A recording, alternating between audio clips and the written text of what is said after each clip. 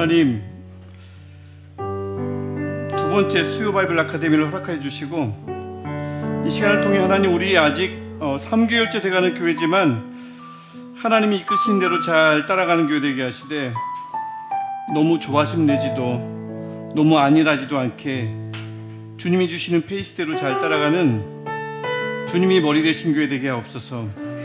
우리 같이 찬양했던 것처럼, 한마음으로 노래했던 것처럼 주님이 주목하시는 교회 되게 하시고, 사람보다 사랑이 많은지 늘 그것을 가지고 염려하며 신경 쓰는 우리 교회 되게 하옵소서.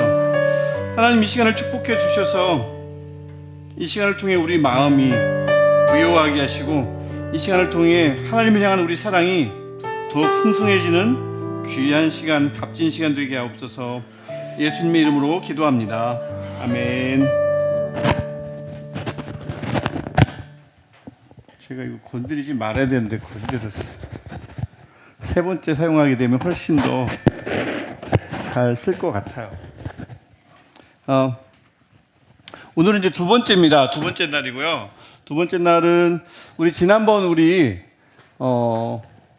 문에 대해서, 또 장애물에 대해서 이야기했죠. 하나님을 알아가는 문이 세 가지가 있는데, 어떤 문을 통해서 태어났더니, 아니면 연구나 탐구를 통해서, 아니면 큰 위기를 통해서 하나님을 알게 되는 이 세 가지 문이 있다고 했었고, 그 문을 들어오는 문이 다 달랐을 거예요. 달랐고, 또 하나님을 섬기는 데 있어서, 알아가는 데 있어서 장애물들도 서로 다른 부분을 우리의 조별로 나누면서 참 좋은 시간을 가졌던 것 같습니다.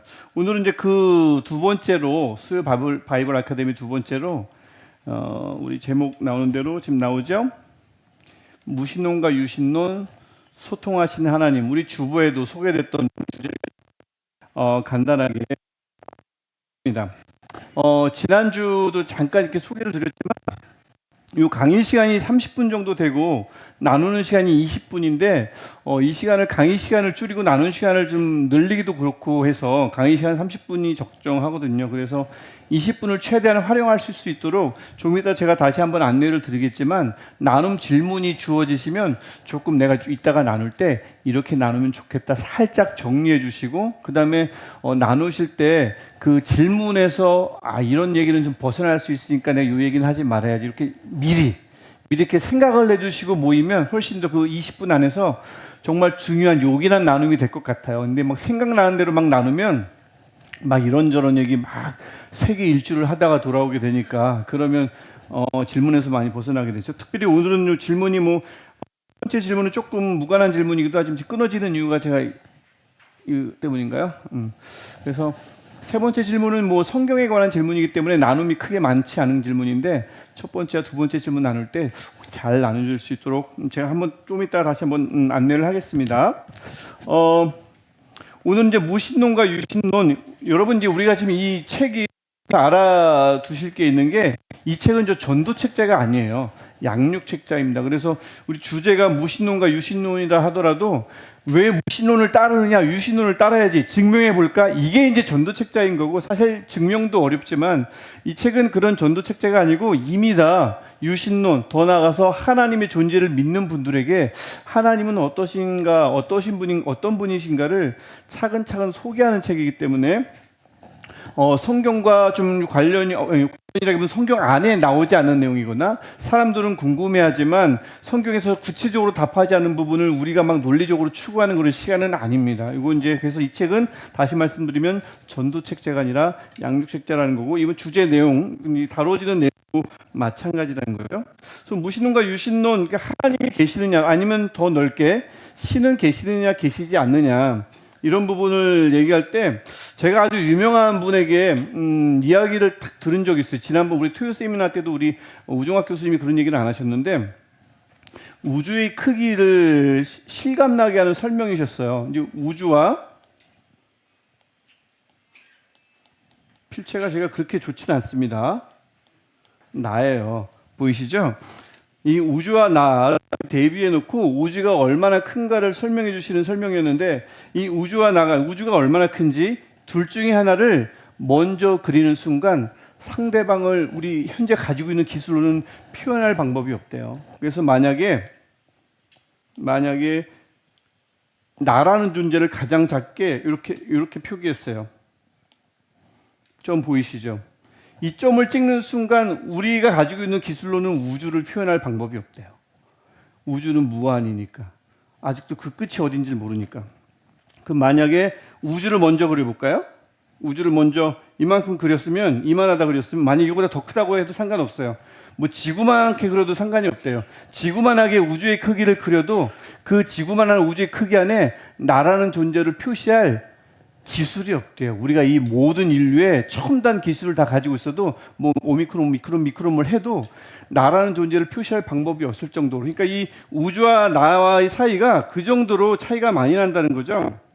그래서 우주를 먼저 그리든 나를 먼저 그리든 상대방을 그릴 수가 없을 정도로 우주의 크기는 방대하다는 거고요. 근데 그 우주라는 것이 하나님의 오른손, 뭐 이제 구약적인 표현이긴 하지만 하나님의 오른손에 있다는 것, 하나님의 눈 안에 있다는 것, 그러니까 하나님이 얼마나 위대하신가라는 것을 이제 보여주는 장면인데, 그 하나님이 위대하신데 우리가 어떻게 인간이 하나님을 알 수 있겠는가? 우주도 표현을 못하는, 나라는 존재를 표현하는 순간 우주를 표현하지 못하는데 그 우주를 손에 쥐고 계신 하나님을 도대체 우리가 어떻게 표현할 것인가? 여기에 대해서 굉장히 놀라운 거죠. 그 하나님이 그래서 우리에게 보여진다는 것, 우리에게 느껴진다는 것, 이만큼 알게 된다는 것이 얼마나 큰 은혜인지를 알게 됩니다. 일단 그래서 우리가 그래서 하나님의 존재를 아느냐 알지 못하느냐 이제 크게 나누긴 하는데, 우리는 일단 유신론이죠. 일단 그것보다도 유신론으로 들어가기 전에 무신론을 먼저 보면, 무신론 지난번 토요일도 좀 얘기했지만, 보시면 제가 이제 PPT도 같이 하기 때문에 죄송해요. 신에 대한 두 가지 입장은 크게 무신론과 유신론, 뭐 너무나 뭐 뻔한 이야기입니다. 신은 존재하지 않느냐, 이 두 가지로 이제 나뉠 수가 있는데, 일단 무신론은 보면 뭐 우리 책에서도, 이 책에서도 간단하게 정리를 해줍니다. 무신론이란 무엇인가? 물질이라는 것이 있고 일정 시간이 지나면서 우연히 그것들이 모였다가 흩어졌다가 모였다 흩어졌다가를 반복하면서 뭐 지금의 세계가 창조되었다. 지금 들렸다 안 들렸다는 건가요? 그렇죠. 왜 그런지 모르겠네요. 제가 더 이걸 해쳐야 되나요? 그런가요? 그래서 물질이 또 안 들리는 거죠. 잠깐만요. 괜찮습니까? 이 물질이라는 것이 언제부터 존재했는가를 볼 때, 지금 창세기 3장 14절과 굉장히 지금 맞닿아 있다고 볼 수 있는데, 창세기 3장 14절은 모세에게 하나님이 처음 자신을 계시하는 장면입니다. 내가 애굽에게 가서 하나님을 뭐라고 소개할까요? 라고 할 때 출애굽기 3장 14절이 나는 스스로 있는 자라고 소개하라라고 얘기를 합니다. 그리고 내가 너를 보냈다라고 이렇게 그들에게 전하라고 하는데, 스스로 있는 자 야훼 여호와이죠. 근데 이 하나님을 믿는 우리들에게는 이 본문이 그렇게 어렵지 않지만, 하나님이 존재하지 않는다고 보는 사람들은 이 하나님 대신 스스로 있는 어떠한 존재를 물질로 보는 거죠. 그래서 이 물질이라고 볼 때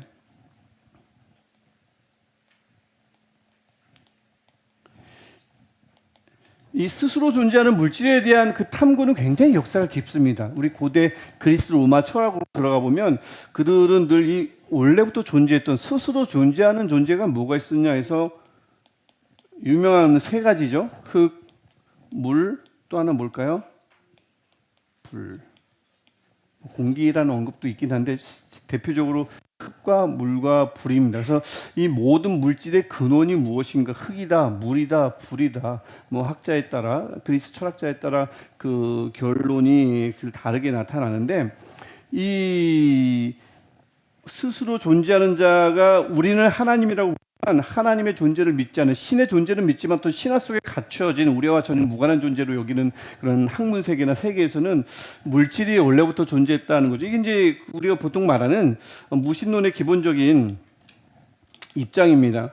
그래서 이 물질이라는 것이 원래부터 존재했고, 그래서 지난주 토요일 날 제가 이제 유심히 들어보면서 뭐 건질 만한 것들은 건지는 거죠. 저도 지난번 광고 때 얘기했지만 동의하지 않는 것들은 많아요. 하지만 배웠습니다. 아, 저렇게 볼 수 있구나라는 것을 배웠다고 그랬죠. 그래서 이 하나님의 입증하기도 어렵지만 그 물질이 스스로 있다는 것을 입증할 수 있느냐, 이것도 굉장히 어려운 문제고, 이 책에서는 하나를 더 묻습니다. 그래서 하나님이 없다는 것을 그럼 입증할 수 있느냐? 하나님이 있다는 것을 입증하기 어렵다면 하나님이 없다는 것도 입증할 수 있느냐? 그래서 이 책에서의 기본적인 입장은 그래요. 뭐 제가 이제 어느 정도 동의하는데, 마치 신앙이라는 것은, 하나님의 존재라는 것은 입증의 대상은 아니거든요. 왜냐하면 기본적으로 피스티스, 믿음이라는 것이 선물, 주어지는 거지, 내가 논리적으로 알아가서 그 신이 어딘가에 있었는데 파헤쳐서 만나는 그런 대상이 신이 아니므로 입증의 대상이 아닌 건 분명한데, 만약에 입증을이라는 큰 개념을 가지고 접근해 올 때 사실은 어느 것도 입증하기 어렵다라는 거죠. 물질이 스스로 존재할 수 있느냐, 신은 존재하느냐, 아니면 신은 존재하지 않느냐, 어느 것도 입증의 대상이 될 수 없다. 그래서 이런 면에서 이제 무신론을 사실 반박하긴 하지만, 그렇다고 해서 무신론자들을 충분히 설득할 수 있는, 설득력이 있는 그런 주장은 아닙니다. 입증할 수 없다는 부정적인 관점에서 이렇게 주장하려고 하는 건데, 그걸로 그들을, 그래, 그러니까 신이 있다는 것을 인정해라, 이걸로는 좀 부족한 논거가 될 수 있겠고요. 어쨌든 이 무신론자는 그렇고요. 하지만 우리는 이게 양육책자니까, 전도책자가 아니므로 양육책자이므로 유신론에 접근을 해보면, 유신론은 크게 두 가지입니다. 이 책에서도 이제 얘기하는데, 소통이라는 단어를 써요. 즉 예를 들어서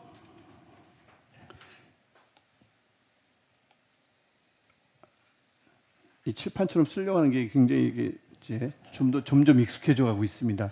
그래서 이 유신론을 두 가지로 나눌 때, 이 책은 소통이라는, 제가 볼 때는 왜 소통이라는 단어를 썼는가, 물론 하나님이 소통하시죠. 하지만 우리 신학 내에서는, 성경 신학이든 신학 내에서는 소통이라는 단어보다는 많이 들어보셨죠? 뭐죠? 계시라는 말을 씁니다. 소통이라는 말은 커뮤니케이션이고, 내려오면 올라가는 그런 양방향적 개념이기 때문에 그 말을 선호하기보다는 기본적으로 성경이든 뭐든 일방적 계시를 더 선호하고, 학교에서는 계시라는 말을 더 많이 씁니다. 왜냐하면 우리 반응과 상관없이 하나님은 자신을 보여주셨거든요. 이게 이제 계신 거고, 소통은 마치 하나님은 소통하는 분 하면 우리와 늘 대화하시는 분인데, 많은 사람들이 그 양방향적인 대화를 세상 사람들은 하지 않으므로, 소통이라는 단어보다는 하나님의 일방적인 나타냄, 보여주심, 이런 계시를 쓰지만, 이 새신자, 새가족들을 위한 책임으로 계시 대신 소통이라는 단어를 사용한 게 아닌가 싶습니다. 그래서 저는 이 책에 따라서 아마 소통이라는 단어를 좀 쓴다면, 유신론은 크게 두 가지로 이제 나눠요. 그래서 소통하는 신과 소통하지 않는 신. 보면,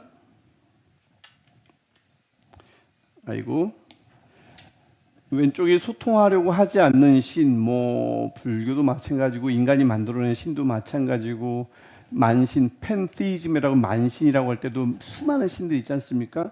그들은 늘 어딘가에 있고요. 특별히 그리스 로마 철학에서 말하는 신은 굉장히 불친절한 신입니다. 자신을 나타내지 않고 드러내지 않고 사람들과 멀어지려고 하는 신, 사람들에 대한 관심이 없고요. 그래서 사람들도 신에 대해 관심이 없거나, 혹시나 아는 철학자들은 그 이성을 통해서 그 신을 찾아가는 것, 이것을 종교라고 하고, 그래서 그 마치 1세기에 편만했던, 1세기에 횡행했던 그 유신론은 신의 존재는 믿더라도 인간에 대해서 별로 관심이 없는 신, 또 인간도 신을 알아가기는 너무나 어려운 신, 그래서 이성을 가진 철학자들, 철학을 통해서만 알아갈 수 있는 신. 이제 이게 대표적인 그리스 로마의, 즉 신구약 시대의 그 주변에 있던 유신론의 대표적인 현상이, 우리 뭐 불교나 뭐 아니면 힌두교나 그런 명상, 신을 알아가는, 아니면 불교의 고행 등 이런 이 신이라는 것이 자신을 드러내지 않으므로 인간이 여러 가지 고행을 통해서 신을 알아가는 것, 유신론이지만 그런 부류가 있는 거고요. 우리 기독교와 관련된 소통하는 신이 있는 거죠. 대표적인 수단이 성경 또 예배기도로 나와 있는데, 그래서 지금까지 얘기했던 건 무신론과 유신론을 나누면 이렇게 됩니다. 그래서 무신론, 신은 없다는 것, 물질이 어쩌다 보니 시간이 오래 지나니까 뭔가 생명체가 만들어졌고 지금의 오늘날이 됐다는 것. 유신론 두 가지가 있지만, 세상에 신은 있는데 소통하지 않는다. 그래서 어떻게든 인간이 다가가야 돼요. 하지만 신은 늘 멀어집니다. 자신을 감추니까. 하지만 우리가 믿는 하나님, 이 하나님만큼은 계시를 통해서 우리와 대화, 만나려고 하시죠. 결국 소통을 목적으로 하시죠. 그래서 성경을 통해서 우리에게, 말씀을 통해서 우리에게 다가오셨고 계시하셨고, 우리는 예배와 기도와 다양한 환경을 통해서 그 하나님을 알아가죠. 그래서 이 주고받는, 주거니 받거니 하는 그런 소통이 일어난다고 볼 수가 있어요. 특별히 이 유신론, 두 번째 유신론, 즉 소통하는 신, 하나님에 관한 이 유신론과 관련된 또 구체적인 얘기, 즉 우리 기독교에 관한 얘기를 구체적으로 한다면, 하나님이 어떻게 가장 먼저 우리와 소통을 하셨는가? 일단 뭐죠? 그 우주를 오른손에 쥐고 있는 그 하나님이 어떻게 막 해치고 나가가지고 점보다도 적은 우리에게 오셨는가라는 건데, 그 중에서도 이스라엘에게 오셨다는 것은 굉장히 유명한 얘기입니다. 이스라엘, 그렇죠? 소수민족. 사실 이스라엘이 지금은 나라는 작은데 어마어마하게 강하다. 강소국이라는 말을 쓰더라고요. 작지만 강한 나라, 강소. 네, 지금은 그렇지만 옛날은 이스라엘이 절대 그런 나라가 아니었고요. 위에서도 침략받고 아래에서도 침략받고 평생 식민지 생활을 했고, 그 이전, 식민지 이전의 생활도 보면 늘 약속, 국가도 아닌 그냥 민족이었죠. 하나님이 그들에게 나타나셨다는 것, 이게 대표적인 하나님의 그 의지 중에 하나입니다. 하나님께서 자신을 나타내기 위해서 누군가에게는 보이셔야 했는데, 참 미스테리하긴 합니다. 그 당시 인류가 굉장히 많았는데 왜 그 나라의 팔레스타인 지역에 그 작은 민족에게 하나님이 자신을 계시하여 주셨는가? 이게 굉장히 미스테리하면서도, 미스테리하니까 또 은혜이기도 하고, 이스라엘도 그것을 은혜로 삼았죠. 좀 신학적으로 가면 이게 좀 어려운 얘기이기도 하지만, 이것을 은혜로 여겼는지, 그 은혜로 여기면서 그것을 특권으로 여겼는지, 아니면 은혜가 아닌 그들이 획득한 것이라고 생각했는지, 이거는 지금도 이 바울이라는 바울 서신과 관련된 그 학문 안에서 지금 아직도 싸우고 있는 문제입니다. 유대인이 하나님의 사랑을 열심히 율법을 지켜서 획득했느냐, 아니면 그들은 아무것도 한 것이 없는데 하나님이 일방적으로 그들을 사랑하셨느냐, 은혜를 주셨느냐. 그래서 그 은혜에 머물기 위해서 성경을 열심히 파고드는 것이냐, 아니면 하나님의 사랑을 획득하려고 율법을 열심히 지켰느냐. 이 부분은 지금도 논란이 있지만 기본적으로 딱 하나님이 자신을 보여주신 게 맞기 때문에, 하나님이 그들의 어떤 그 선행 유무와 상관없이, 덕의 유무와 상관없이 그들을 택하셨죠. 그들에게 은혜를 베푸셨습니다. 하필이면 이스라엘, 그 사람들을, 그 백성을 하나님이 택하셨다는 거고요. 하지만 전체적인 또 성경사, 구속사적인 면에서 보면 이스라엘이 그 특권을 누릴 뿐만 아니라 하나님이 주시는 모든 은혜는 머무는 법이 없습니다. 은혜는 늘 그래요. 신약으로 와도 그렇고, 뭐 바울 서신으로 와도 그렇고, 은혜를 주신 이유는 그 은혜를 흘려보내기 위함입니다. 은혜는 절대 조수지가 돼서는 안 돼요. 반드시 흘러나가야 되는데, 그 은혜를 가장 처음 받은 하나님의 계시를 소통하기 위한 하나님의 행동을 가장 먼저 그 은혜로 받은 이스라엘이 그 은혜를 흘려보내지 않았습니다. 그 이스라엘과 관련된 모든 문헌을 살펴보더라도, 그래서 왜 우리가 예수님의 대사명 있죠? 너희는 가서라는 이런 가서 있잖아요. 그게 유대인들의 입장, 특별히 그 다 모두가 유대인이었던 제자들의 입장에서 간다는 말은 굉장히 파격적인 말입니다. 유대인들은 간다는 말을, 내가 다가가서 하나님을 전한다는 것, 우리에게는 굉장히 익숙하고 전도라는 것이 굉장히 익숙하지만 유대인들에게는 그렇게 익숙한 것이 아닙니다. 가는 것이 아니고 우리가 매력적이거든, 하나님이 믿을만 하거든, 오라는 거죠. 그래서 개종을 하라는 겁니다. 이게 그들이 그들이 행하고 있던 기본적인 전도예요. 와서 매력적이거든 와라. 할례도 하고 안식일도 지키면서 유대인화가 되라. 이거죠. 가는 법이 없어요. 그러니까 이게 고착화되다 보니까 그들이 어떻게 됐냐면, 그들이 받은 그 은혜라는 특권을 보관했습니다. 저장했고요, 지켰어요. 그래서 이방인에게 흘려보내라는, 즉 이방인의 빛으로 살라는 그 하나님의 명령이 가장 먼저 그들에게 은혜로 떨어진 건데, 그들은 가지를 않았죠. 이방인의 빛으로 살지 않았습니다. 그래서 예수께서 오신 거죠. 한동안에 우리가 보통 부르는 암흑기, 말라기 이후에 하나님의 계시가 사라졌죠. 하나님이 일하시지 않은 것은 아닙니다. 말라기 이후에 하나님의 계시는 사라졌지만, 세상 역사에서 그 어느 때보다 가장 활동을 벌였던 시대가 그 말라기 이후에 계시의 암흑사 그 기간에 하나님은 사실 세상에서 굉장히 많은 일들을 알렉산더를 통해서 이후로 막 펼칩니다. 세상의 모든 언어를 헬라어로 통일시키시고 그래서 말씀이 헬라어로 전 세계로 퍼질 수 있게끔 또 로마를 만들어서 로마를 강대국으로 만들어서 언어를 통일시키시고 나라 도로를 통일시켜가지고 그때 예수께서 오시는 순간 복음이 전 나라에 그 당시 말하는 전 세계에 아주 빠르게 확산될 수 있었죠. 이 작업을 말라기 이후에 우리가 뭐 암흑기다, 계시가 없었다, 유대인들은 완전히 멸망 가운데 있었다라는 그 시대에 하나님은 잠자지 않으시고 길을 열어놓으시고 언어를 통합시키셔서 어느 때보다 훌륭한 일을 아주 큰 일을 행하셨다고 하는 거죠. 그렇게 하신 이유가 뭐냐면 이스라엘이 은혜를 가장 먼저 받았는데 보관만 하고 있었다는 거죠. 그래서 그 일들을 다 만들어 놓으시고는 다 열어 놓으시고는 오신 것이 나사렛 예수인 거죠. 그래서 이스라엘에게 처음 자신을 계시하시고, 근데 그들이 그 계시라는 그 은혜라는 것을 보관만 하고 있자 그들은 고여서 썩었을 거고요. 그래서 예수께서 다시 오셨습니다. 그래서 이 책은 그 장면을 뭐라고 표현하냐면 몸으로 보여주신 놀라운 소통이다. 그전에는 말씀으로 그들에게 다가가셨다면 이번엔 직접 몸소 나타나셔서 하나님이심을 보여주셨으니까. 근데 그때도 이스라엘에게 나타났던 것처럼 이 예수님 역시 유대인 이스라엘에 나타나셔서 그 이스라엘 중에서도 가장 낮은 자 중에 낮은 자로 오셨다는 것이 굉장히 중요한 거죠. 그 다음에 오신 다음에 예수께서 하신 일이 뭐냐면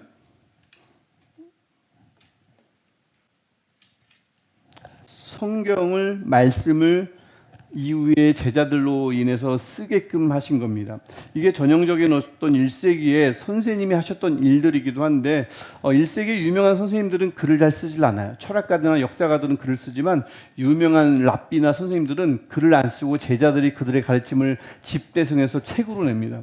그래서 소크라테스 같은 경우도 책이 없습니다. 유명한 견유학파의 학자들도 책이 없어요. 그들은 가르치고 말로 가르치며 제자들이 감명을 받고 그것을 책으로 쓰는데 비슷하게 예수님도 공교롭게도 일치하게 예수님도 글로 우리에게 남겨주신 것은 없습니다. 제자들이 그것을 잘 받아서 성경으로 남겼는데 그때 이제 하나님이 역사를 하신 것으로 일반 책이 아니라 성경이 되게끔 하신 거죠. 그래서 이 성경이라는 것이 헬라어도 그렇고 하지만 기본적으로 성경이라는 것은 우리가 영어를 잠깐 써보시면 저거는 이제 카메라 메이커죠. 캐논 비싸요. 하지만 캐논은 사실 기본적인 뜻이 정경입니다. 정경이라고 아니면 성경으로 번역되기도 하고 경 한문으로 경이라고 되는데 이것은 기본적으로 잣대입니다. 잣대는 구부러질 수도 없고요. 상황이 지나도 잣대는 늘 올바라야 되고요. 센치를 정확하게 잴 되죠. 잣대를 또 다르게 표현하면 오늘날 말로 다른 또 표현하면 우리 이가 좀 고르지 않을 때 그때 우리 이에 딱 붙이는 그 틀이 되죠. 그걸 뭐라고 하죠? 허리가 좀 구부러지면 허리에 대는 틀, 즉 이 틀 아니면 잣대 또 보통 말하는 정경이 캐논인데 이거를 구약 시대에도 주시더니 신약 시대도 주셔서 우리에게 신구약을 우리에게 주신 거죠. 그래서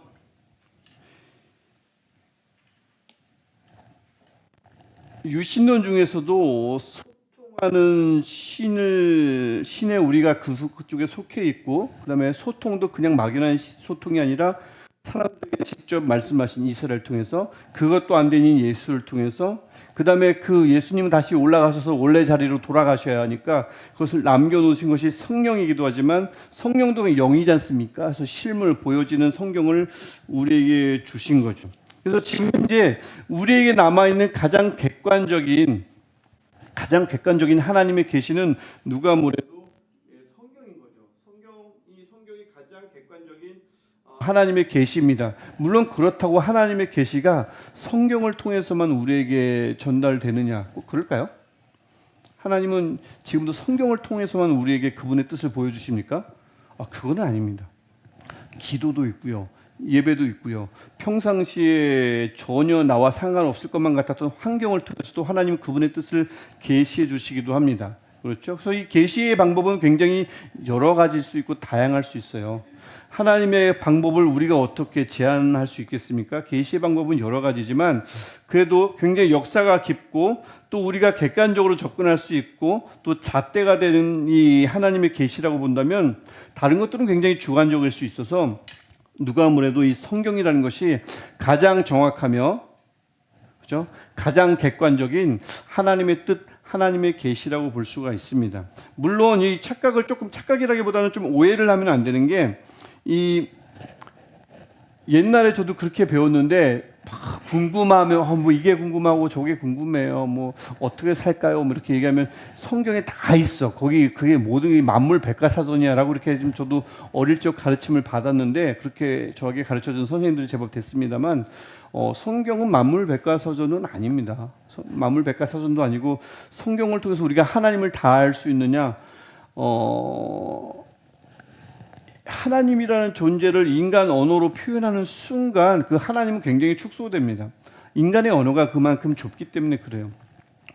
점으로도 표현할 수 없는 한 인간이 그가 가지고 있는 후천적으로 얻은 획득한 언어라는 수단으로 우주를 오른손에 쥐고 있는 하나님을 표현할 수 있다는 것은 어불성설입니다. 논리적으로도 맞지 않고요.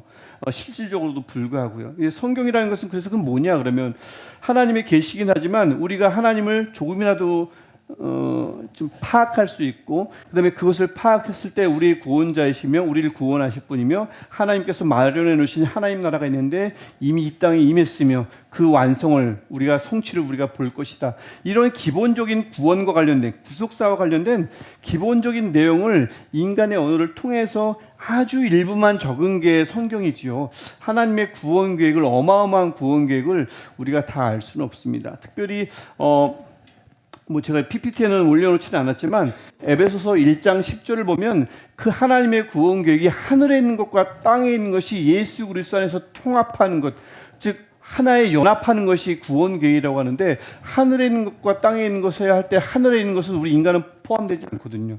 하나님의 구원 계획이라는 것 자체가 굉장히 포괄적이라는 것을 알 수가 있는데 이 부분을 저번에 지난주 토요 세미나 때 우종학 교수님이 제법 잘 짚어주셨어요. 하나님의 계획은 우주적인데 너무 내 가족 여기서 벗어나지 못하는 우리의 그 믿음이 얼마나 작은가. 사실 그것은 에베소서 1장의 10절을 빗대 보면 맞는 이야기입니다. 하나님의 계획은 어마어마하게 크거든요. 우주라는 것, 우리를 점으로 표현할 때 이미 표현할 수 없는 그 우주의 완전한 회복도 하나님께서 계획하고 계신다는 것. 그래서 그 하나님을 성경에 가둬둔다, 성경에 모든 것이 다 있다, 이거는 말이 안 되는 거죠.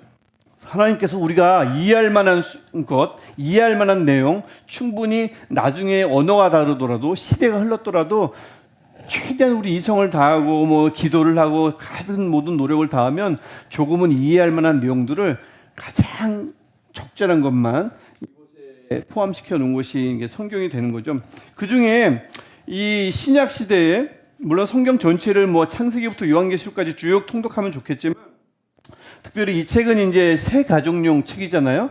새 가족용 책이어서 그런지 새신자용 책이어서 그런지 특별히 복음서를 읽기를 추천합니다. 하나님이 어떤 분인가, 그 하나님이 이 땅에 이스라엘이 그의 사명을 이방인의 빛으로 사는 삶을 온전히 감당하지 못했을 때 그들을 대신해서 오신 이 예수님에 관한 이야기를 어디서 가장 먼저 쉽게 읽을 수 있는가 하면 누가 아무래도 복음서죠.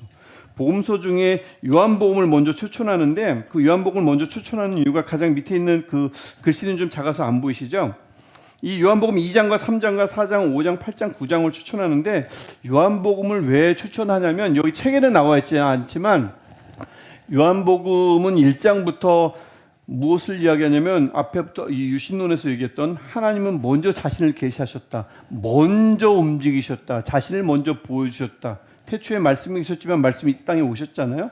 근데 어둠이 그를 이기지 못하지만 이런 그 가장 기본적인 교리로부터 출발하면서 그 예수님을 굉장히 개인적이면서도 쉽게 표현하는 복음서가 요한복음입니다.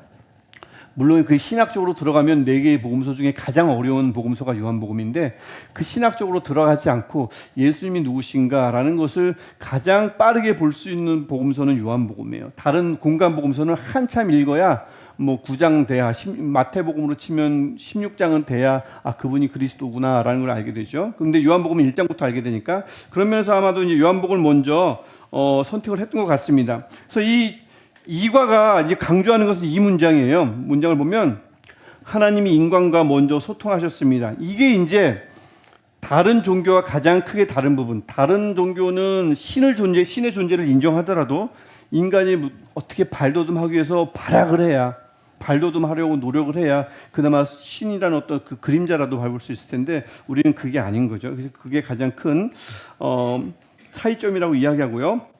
나눔 이제 질문이 크게 세 가지가 있는데 세 번째는 나눔은 아니고 사실 숙제입니다. 이 두 개가 있는데 아까도 말씀드렸듯이 한번 미리 잠깐 정리해 보시길 바라고요. 펜이 있으시면 그다음에 핵심에서 벗어나지 않게 짧게 나눌 수 있도록 한번 해보시면 좋을 것 같아요. 첫 번째 질문은 뭐냐면 당신이 지금까지 알고 있는 하나님은 어떤 존재였는지 이야기 나누어 봅시다. 그 하나님이 인간에게 먼저 다가와 소통하시는 분이라는 사실이 당신에게는 어떤 의미인가요? 그래서 지금까지 알고 있던 하나님, 우리는 당연히 하나님이 먼저 우리에게 다가오셨다. 이거는 굉장히 우리가 잘 알고 있는 사실입니다만 저는 가만히 보면 잘 알고 있지만 잘 알면서도 잘 모를 수 있는 부분이 또 이 부분이라고 생각합니다. 분명히 내게 먼저 다가오신 분인데 지금도 마찬가지여야 되는 거죠. 지금도 내가 기도를 해서 붙잡는 분이 하나님 아니죠. 지금도 내가 예배를 해야 끌어올 수 있는 분이 하나님 아닌 거죠. 이게 처음에 하나님의 기본 교리에 대해서 우리가 잘 알아요. 하나님이 먼저 오셨기 때문에 우리가 그 은혜를 입고 구원의 은혜를 받았다는 것을 아는데 신앙생활을 오래 하다 보면 마치 이제는 내가 손을 뻗어야, 내가 무릎을 꿇어야, 내가 예배해야 하나님이 억지로 내게 찾아오시는 분, 내가 잡아 끌어야 하는 분으로 잠깐 착각할 수 있지만 여전히 하나님의 속성은 아닙니다. 하나님이 먼저 오시지 않으면, 하나님이 먼저 허락하시지 않으면 예배도 기도도 모든 게 헛된 거거든요. 그래서 우리가 찾아왔다고 하나님을 만나는 것이 아니고 하나님이 먼저 그 길을 열어주시면 우리가 찾아오고 만나는 것, 이 원리는 변함이 없습니다. 이거.